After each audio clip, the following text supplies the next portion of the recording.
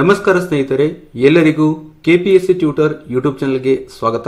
ಇವತ್ತು ನಾವು 10 ಜೂನ್ 2020 ಪ್ರಚಲಿತ ಘಟನೆಗಳನ್ನು ಡಿಸ್ಕಸ್ ಮಾಡೋಣ. ಡಿಸ್ಕಷನ್ ಸ್ಟಾರ್ಟ್ ಮಾಡೋಕ್ಕಿಂತ ಮುಂಚೆ ನೀವು ಒಂದು ವೇಳೆ ಕೆಪಿಎಸ್ಸಿ ಟ್ಯೂಟರ್ ಯೂಟ್ಯೂಬ್ ಚಾನೆಲ್ನ ಸಬ್ಸ್ಕ್ರೈಬ್ ಮಾಡಿಲ್ಲ ಅಂದರೆ ಕೂಡಲೇ ಸಬ್ಸ್ಕ್ರೈಬ್ ಮಾಡಿ.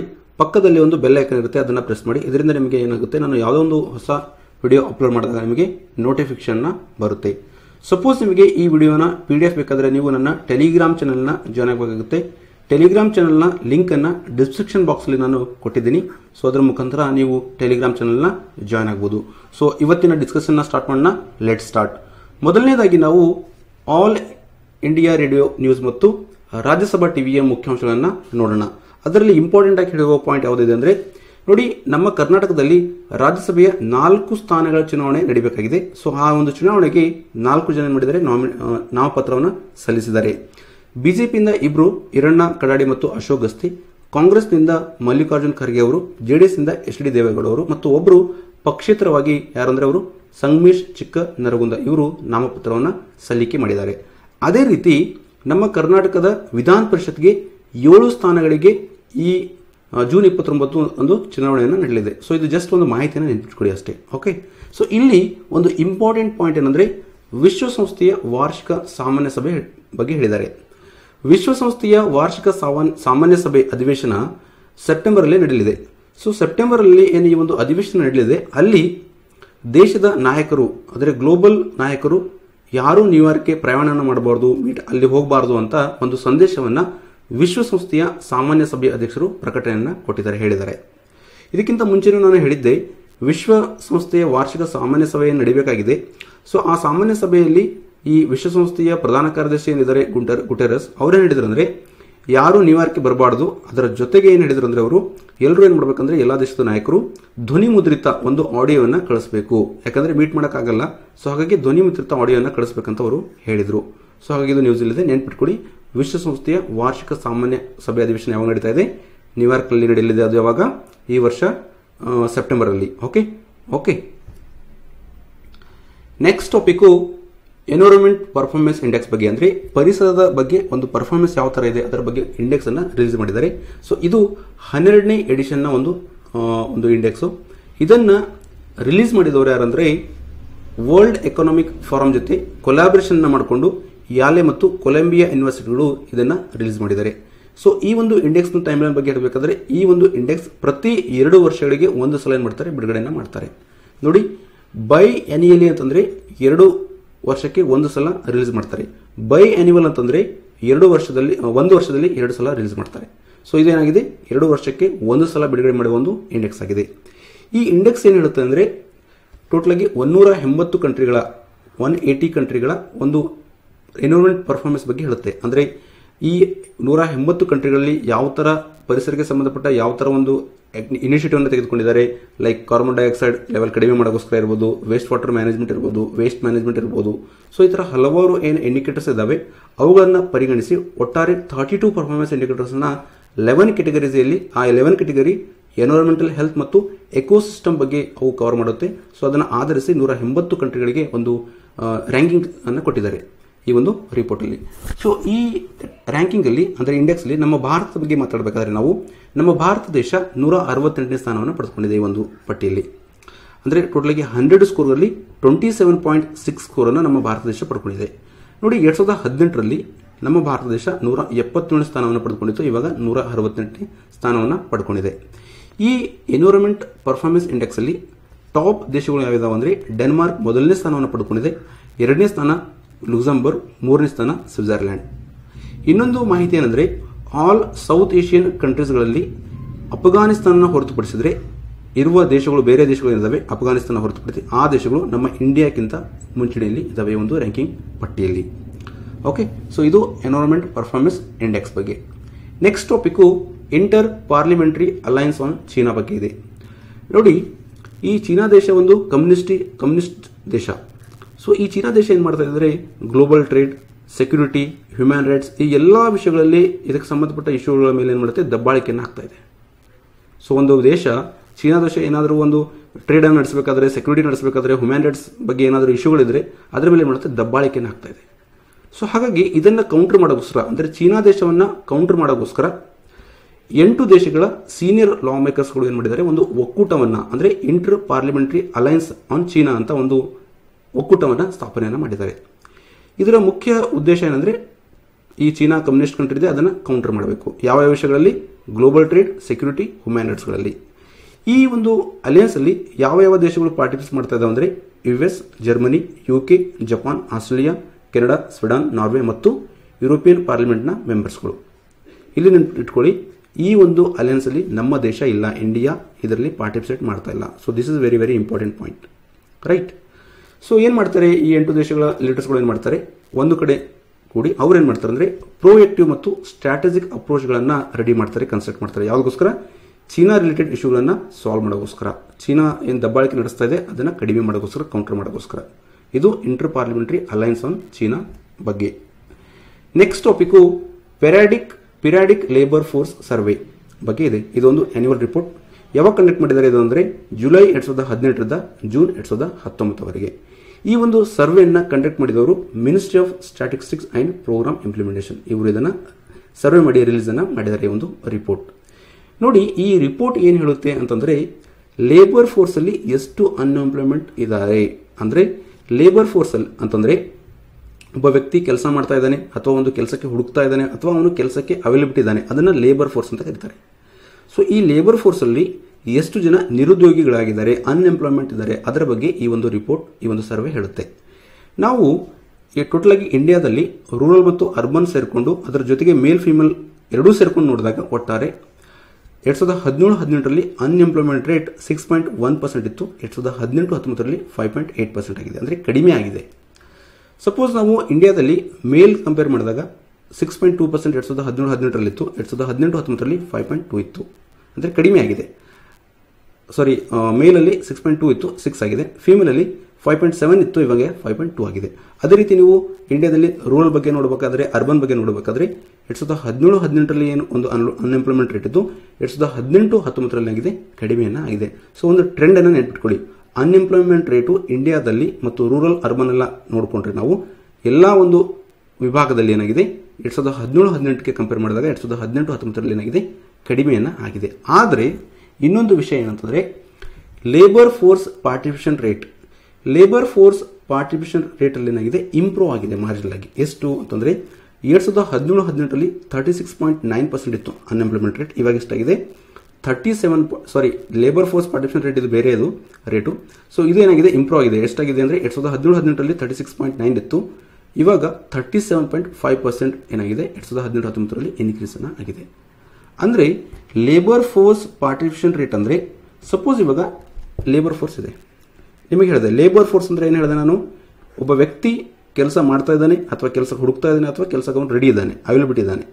ಸೊ ಟೋಟಲ್ ಪಾಪ್ಯುಲೇಷನ್ ಅಲ್ಲಿ ಎಷ್ಟು ಜನ ಲೇಬರ್ ಫೋರ್ಸ್ ಅಲ್ಲಿ ಪಾರ್ಟಿಸಿಪೇಟ್ ಮಾಡ್ತಾರೆ ಅವರ ಒಂದು ಪರ್ಸೆಂಟೇಜ್ ಅನ್ನ ಲೇಬರ್ ಫೋರ್ಸ್ ಪಾರ್ಟಿಸಿಪೇಷನ್ ರೇಟ್ ಅಂತ ಕರೀತಾರೆ. ಸೊ ಇದೇನಾಗಿದೆ, ಸ್ವಲ್ಪ ಮಾರ್ಜಿನಲ್ ಏನಾಗಿದೆ, ಇಂಪ್ರೂವ್ ಆಗಿದೆ. ಅದೇ ರೀತಿ ನಾವು ಶೆಡ್ಯೂಲ್ ಕ್ಯಾಸ್ಟ್ ಮತ್ತು ಶೆಡ್ಯೂಲ್ ಟ್ರೈಬ್ ಅಲ್ಲಿ ಅನ್ಎಂಪ್ಲಾಯ್ಮೆಂಟ್ ರೇಟ್ ನೋಡಿದಾಗ ಇದೇನಾಗಿದೆ, ಜಾಸ್ತಿ ಆಗಿದೆ. ಅನ್ಎಂಪ್ಲಾಯ್ಮೆಂಟ್ ರೇಟ್ ಏನಾಗಿದೆ, ಜಾಸ್ತಿ ಆಗಿದೆ. ಅದೇ ನೀವು ಅದರ್ ಬ್ಯಾಕ್ವರ್ಡ್ ಕ್ಲಾಸ್ ಅಂದ್ರೆ OBC ನೋಡಿದಾಗ ಅನ್ಎಂಪ್ಲಾಯ್ಮೆಂಟ್ ರೇಟ್ ಏನಾಗಿದೆ, ಕಡಿಮೆ ಆಗಿದೆ. ಇನ್ನೊಂದು ವಿಷಯ ಏನಂದ್ರೆ 15ರಿಂದ 29 ವಯಸ್ಸಿನ ಯೂತ್ಗಳಲ್ಲಿ ಅನ್ಎಂಪ್ಲಾಯ್ಮೆಂಟ್ ರೇಟ್ ಏನಾಗಿದೆ, ಕಡಿಮೆ ಆಗಿದೆ. ಓಕೆ, ಒಂದು ವರ್ಷ ಹಿಂದೆ 17.8% ಇತ್ತು, ಇವಾಗ ಎಷ್ಟಾಗಿದೆ 17.3% ಆಗಿದೆ. ಅದೇ ರೀತಿ ಅರ್ಬನ್ಗಳಲ್ಲಿ ಯುವಕರ ಒಂದು ಅನ್ಎಂಪ್ಲಾಯ್ಮೆಂಟ್ ರೇಟ್ ಏನಿದೆ ಅಲ್ಲೂ ಸಹಿತ ಕಡಿಮೆ ಆಗಿದೆ. ಮೊದಲೆಷ್ಟಿತ್ತು 20.6 ಇತ್ತು, ಇವಾಗ ಎಷ್ಟಾಗಿದೆ 20.2% ಆಗಿದೆ. ಒಟ್ಟಾರೆಯಾಗಿ ಹೇಳಬೇಕಾದ್ರೆ ಅನ್ಎಂಪ್ಲಾಯ್ಮೆಂಟ್ ರೇಟ್ ಏನಾಗಿದೆ, ಕಡಿಮೆ ಆಗಿದೆ. ಆದರೆ ಆದರೆ ಶೆಡ್ಯೂಲ್ ಕ್ಯಾಸ್ಟ್ ಮತ್ತು ಶೆಡ್ಯೂಲ್ ಟ್ರೈಬ್ಗಳಲ್ಲಿ ಏನಾಗಿದೆ, ಅನ್ಎಂಪ್ಲಾಯ್ಮೆಂಟ್ ಜಾಸ್ತಿ ಆಗಿದೆ ಮತ್ತು ಲೇಬರ್ ಫೋರ್ಸ್ ಪಾರ್ಟಿಸಿಪೇಷನ್ ರೇಟ್ ಏನಾಗಿದೆ, ಜಾಸ್ತಿ ಆಗಿದೆ. ಯಾವಾಗ ಅನ್ಎಂಪ್ಲಾಯ್ಮೆಂಟ್ ರೇಟ್ ಕಡಿಮೆ ಆಗಿದೆ ಅಂದರೆ obviously labour force participation rate ಆಗಬೇಕು, ಜಾಸ್ತಿ ಆಗಲೇಬೇಕು. ಇಲ್ಲಿ ಇನ್ನೂ 2 ಟರ್ಮ್ಗಳಿದಾವೆ. ಒಂದು ವರ್ಕರ್ ಪಾಪ್ಯುಲೇಷನ್ ರೇಷಿಯೋ ಮತ್ತು ಅನ್ಎಂಪ್ಲಾಯ್ಮೆಂಟ್ ರೇಟ್.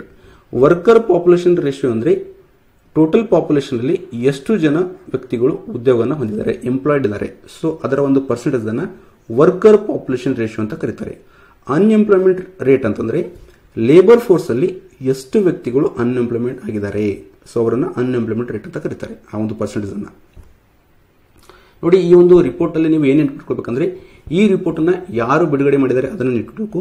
ಯಾರು ಬಿಡುಗಡೆ ಮಾಡಿದ್ದಾರೆ? Ministry of statistics and programme implementation. ಮತ್ತು ಏನಿದೆ ಸರ್ವೆಯಿಂದ ಏನು ತಿಳಿದು ಬಂದಿದೆ ಅಂದರೆ, ಕಂಪ್ಲೀಟ್ ಆಗಿ ನಾವು ಹೇಳಬೇಕಾದ್ರೆ ಅನ್ಎಂಪ್ಲಾಯ್ಮೆಂಟ್ ಕಡಿಮೆ ಆಗಿದೆ ಕಂಪೇರಿಟಿವ್ಲಿ 2017-18ಕ್ಕೆ ಕಂಪೇರ್ ಮಾಡಿದಾಗ. ನೆಕ್ಸ್ಟ್ ಟಾಪಿಕ್ಕು ನಮಿಷಾ 2020 ಬಗ್ಗೆ ಇದೆ.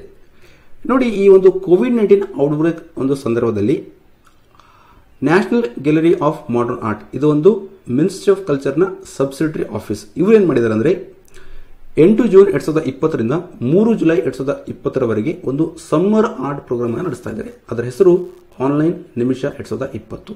ಎಲ್ಲಿದು ಮಾಡ್ತಾ ಇದ್ದಾರೆ ಅಂದರೆ ನ್ಯೂ ದೆಹಲಿಯಲ್ಲಿ ಇದನ್ನು ಆರ್ಗನೈಸ್ ಮಾಡ್ತಾ ಇದ್ದಾರೆ. ಇದರ ಮುಖ್ಯ ಉದ್ದೇಶ ಏನಂದರೆ, ಚಿತ್ರ ಬಿಡಿಸುವ ಏನು ಆರ್ಟಿಸ್ಟ್ಗಳಿದ್ದಾರೆ, ಪ್ರೇಮಿಗಳು ಅಥವಾ ಅವರನ್ನು ಹೇಳ್ಬೋದು ನೀವು, ಚಿತ್ರದಲ್ಲಿ ಬಹಳಷ್ಟು ಆಸಕ್ತಿ ಹೊಂದಿರಬಹುದು, ಅವರು ಇಲ್ಲಿ ಈ ಒಂದು ಪ್ರೋಗ್ರಾಮಲ್ಲಿ ಪಾರ್ಟಿಸಿಪೇಟ್ ಮಾಡ್ಬೋದು. ಮತ್ತು ಪಾರ್ಟಿಸಿಪೇಟ್ ಮಾಡಿ ಅವರು ಪ್ರಾಕ್ಟೀಸಿಂಗ್ ಆರ್ಟಿಸ್ಟ್ಗಳು ಅಂದರೆ ಆಲ್ರೆಡಿ ಏನು ಆರ್ಟಿಸ್ಟ್ಗಳಿದ್ದಾರೆ ಅವರಿಂದ ಅವರು ಆರ್ಟ್ ಮಾಡೋದು ಕ್ರಿಯೇಟ್ ಮಾಡೋದು ಕಲಿಬೋದು, ಲರ್ನ್ ಮಾಡ್ಬೋದು. ಸೊ ಅದೇ ರೀತಿ ಇಲ್ಲಿ ಬೇರೆ ಬೇರೆ ಪ್ರೋಗ್ರಾಮ್ಸ್ಗಳಿದ್ದಾವೆ, ಲೈಕ್ ಆನ್ಲೈನ್ ವರ್ಕ್ಶಾಪ್ ಸೆಷನ್ಗಳಿದ್ದಾವೆ, ಅದು ಪೇಂಟಿಂಗ್ ಮೇಲೆ, ಸ್ಕಲ್ಪ್ಚರ್ ಮೇಲೆ, ಪ್ರಿಂಟ್ ಮೇಕಿಂಗ್ ಬಗ್ಗೆ ಮತ್ತು ಇಂದ್ರಜಲ ಬಗ್ಗೆ. ಇಂದ್ರಜಲ ಇದು ಒಂದು ಇಂಟರ್ ಡಿಸಿಪ್ಲಿನರಿ ಕ್ರಿಯೇಟಿವ್ ವರ್ಕ್ಶಾಪ್ ಇದೆ.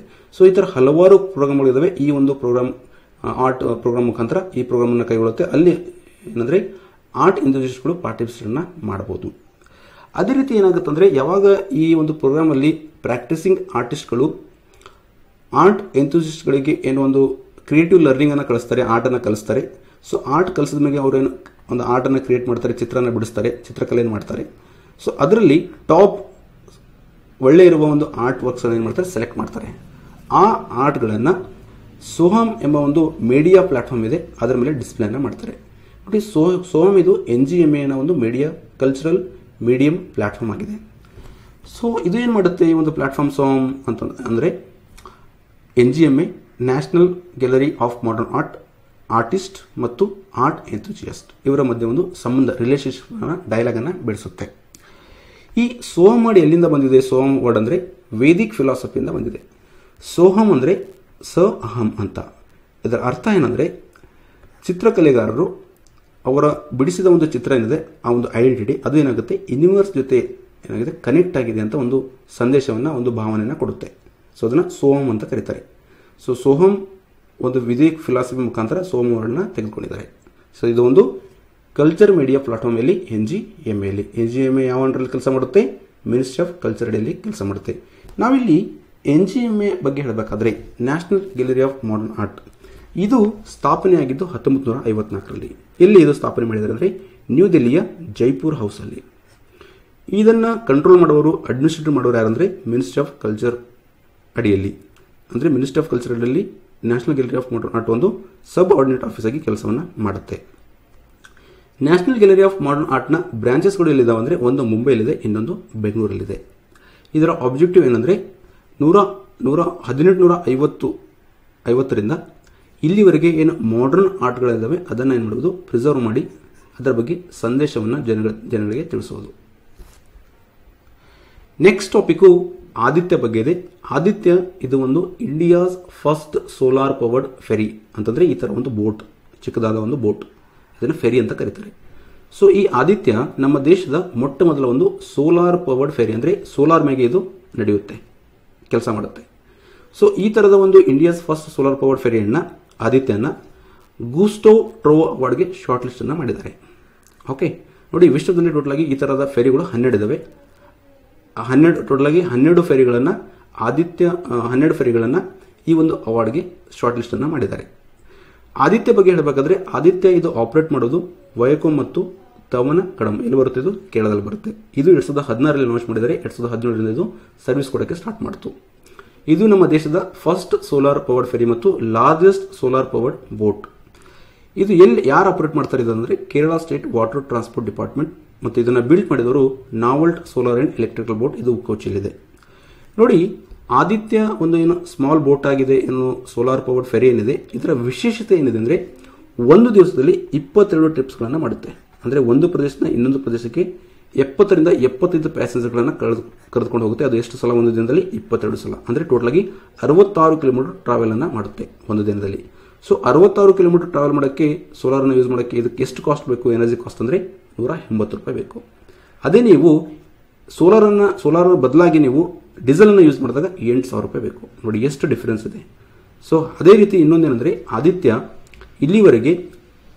ಇಲ್ಲಿವರೆಗೆ ಎಷ್ಟಂದರೆ 1 ಲಕ್ಷ ಜನಗಳಿಗೆ, ಅಂದರೆ 11 ಲಕ್ಷ ಜನಗಳಿಗೆ ಟ್ರಾನ್ಸ್ಪೋರ್ಟನ್ನು ಮಾಡಿದೆ ಮತ್ತು 70,000 ಕಿಲೋಮೀಟರ್ ಡಿಸ್ಟೆನ್ಸನ್ನು ಇದೇನು ಮಾಡಿದೆ, ಕವರ್ ಮಾಡಿದೆ.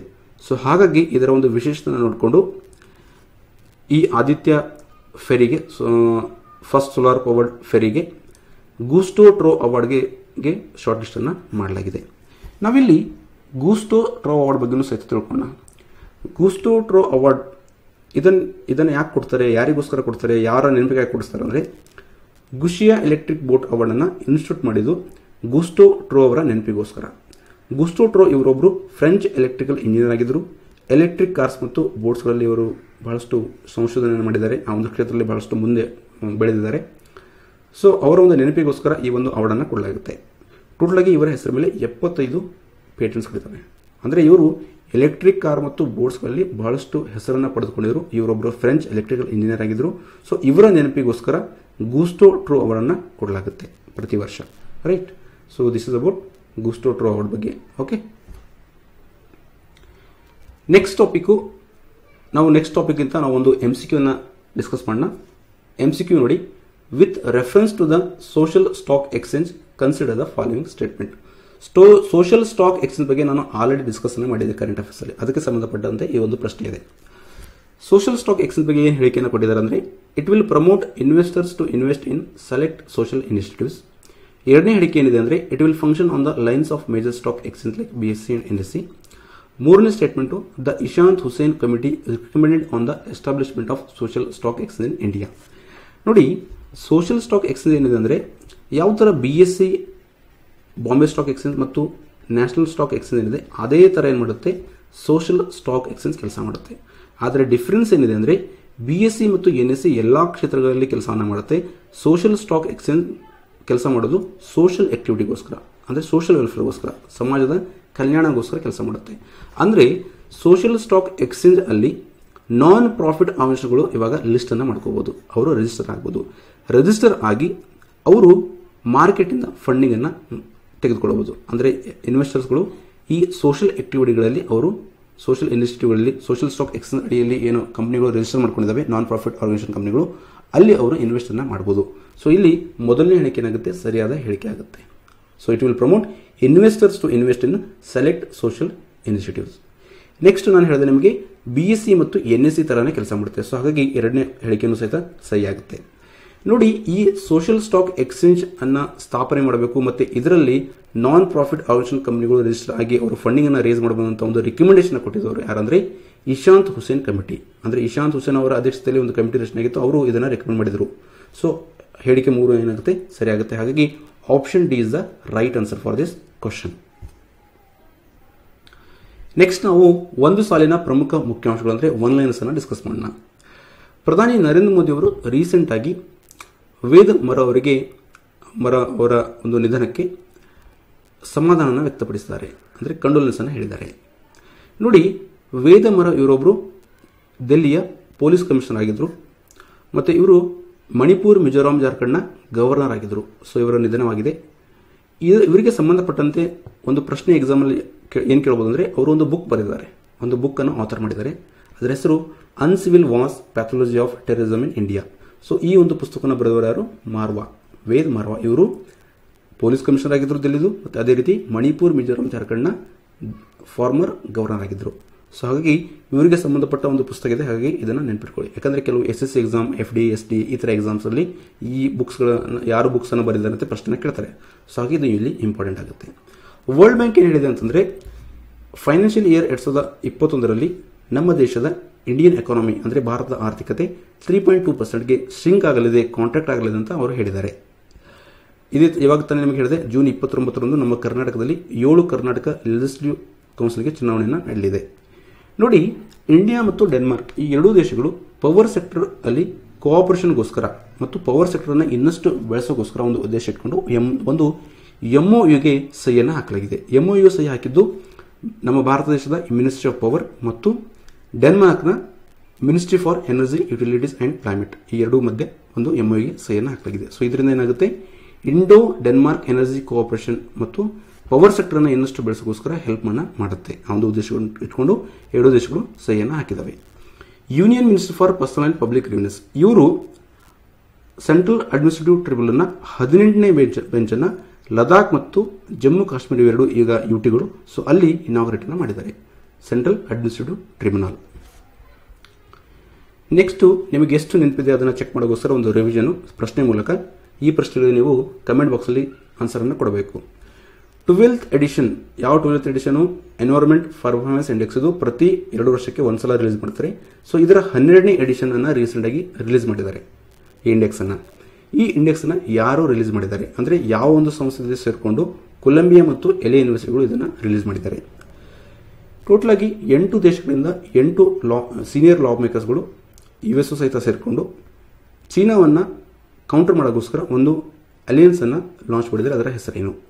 ಯಾವ ಸಚಿವಾಲಯ ರೀಸೆಂಟ್ ಆಗಿ labour force survey, periodic labour force ಸರ್ವೆಯನ್ನು ರಿಲೀಸ್ ಮಾಡಿದೆ? ಯಾವ ಒಂದು ಸಂಸ್ಥೆ ನ್ಯೂ ದೆಹಲಿಯಲ್ಲಿ ಆನ್ಲೈನ್ ನೈಮಿಷ 2020 ಎಂಬ ಒಂದು ಸಮ್ಮರ್ ಆರ್ಟ್ ಪ್ರೋಗ್ರಾಮ್ ಅನ್ನು ಲಾಂಚ್ ಮಾಡಿದೆ?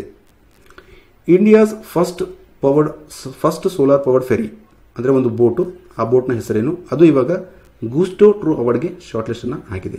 ಸೊ ಆ ಒಂದು ಫೆರಿನ ಹೆಸರನ್ನು ಇಲ್ಲಿ ನೀವು ಕೊಡಬೇಕು. Thank you so much. ನಿಮಗೇನಾದರೂ ಡೌಟ್ಸ್ ಇದ್ದರೆ ನೀವು ಕಮೆಂಟ್ ಬಾಕ್ಸಲ್ಲಿ ಕಮೆಂಟನ್ನು ಮಾಡಬಹುದು. ಜೊತೆಗೆ PDF ನೀವು ಟೆಲಿಗ್ರಾಮ್ ಚಾನಲ್ನ ಜಾಯ್ನ್ ಟೆಲಿಗ್ರಾಮ್ ಚಾನಲ್ ಲಿಂಕನ್ನು ಡಿಸ್ಕ್ರಿಪ್ಷನ್ ಬಾಕ್ಸಲ್ಲಿ ಕೊಟ್ಟಿದ್ದೀನಿ. ಅದೇ ರೀತಿ KPC ಟ್ಯೂಟರ್ನ ಒಂದು ಫೇಸ್ಬುಕ್ ಪೇಜ್ ಇದೆ, KPC ಟ್ಯೂಟರ್ ಟ್ರಿಬಲ್ ಅಂತ. ಸೊ ಇಲ್ಲೂ ಸಹಿತ ನೀವು ಫಾಲೋ ಮಾಡಬಹುದು. ಸೊ ನಿಮಗೆ ಅಲ್ಲಿ ಸಂಬಂಧಪಟ್ಟ ಏನಾದರೂ ಕ್ವಶನ್ಸ್ ಇದ್ದರೂ ಸಹಿತ ಕ್ವಶನ್ಸನ್ನು ನೀವು ಕೇಳ್ಬೋದು. Thank you so much.